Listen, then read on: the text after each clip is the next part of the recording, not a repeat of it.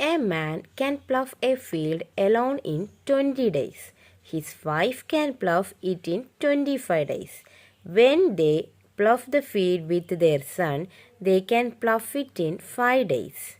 How many days would the son take if he ploughed the field alone?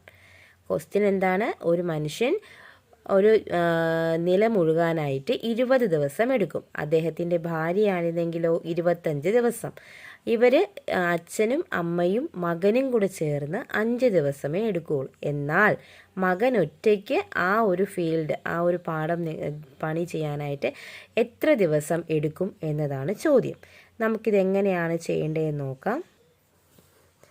Father എത്ര ദിവസം എടുക്കും? 20 days. Mother 25 days. ഫാദറും മദറും സണ്ണും കൂടെ ചേർന്ന് എത്ര ദിവസം എടുക്കും? 5 ഡേയ്സ്. അപ്പം നമുക്ക് ആദ്യം ഇവരുടെ 3 പേരുടെയും LCM കാണാം. LCM എന്ന് പറയുന്നത് എത്രയാണ്? 100. ടോട്ടൽ വർക്ക് എന്ന് പറയുന്നത് അപ്പം നമുക്ക് 100 ആയിട്ട് എടുക്കാം. ഓരോരുത്തരുടെയും എഫിഷ്യൻസി നമുക്ക് കാൽക്കുലേറ്റ് ചെയ്യാം. ഫാദറിൻ്റെ എഫിഷ്യൻസി എന്ന് പറയുന്നത് എത്രയാണ്? 100 ഡിവൈഡ് ബൈ 20 എന്ന് പറയുന്നത് എത്രയാണ്? 5. ദെൻ മദറിൻ്റെ എഫിഷ്യൻസി എന്ന് പറയുന്നത് 100 ഡിവൈഡഡ് ബൈ 25 എത്രയാണ്? 4. ഫാദറിൻ്റെയും മദറിൻ്റെയും സണ്ണിൻ്റെയും എഫിഷ്യൻസി എന്ന് പറയുന്നത് 100 ഡിവൈഡഡ് ബൈ 5 എന്ന് പറയുന്നത് എത്രയാണ്? 20. എന്നാൽ സണ്ണിൻ്റെ മാത്രം എഫിഷ്യൻസി എങ്ങനെ കാൽക്കുലേറ്റ് ചെയ്യും?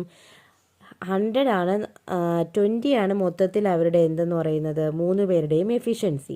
അതിൽ നിന്നും അച്ഛൻ്റെയും അമ്മയുടെയും എഫിഷ്യൻസി ആയ 5 + 4 മൈനസ് ചെയ്യുക.